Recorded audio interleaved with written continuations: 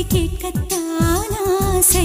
பூவே எந்தன் கூந்தலில் உன்னை நான் பூக்குள் ஒளிந்திருக்கும் கனி கூட்டம் அதிசயம். நெஞ்சை பூ போல் கொய்தவளே, பூக்கள் பூக்கும் தருணம் ஆறுயிரே பார்த்ததாரும் இல்லை. பூக்களே சற்று ஓய்வெடுங்கள்.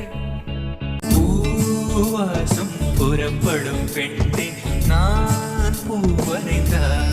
பூப்பறிக்க நீயும் போகாதே, உன்னை பார்த்தாலே பூக்களுக்குள் கத்தி. பூவே பூச்சூ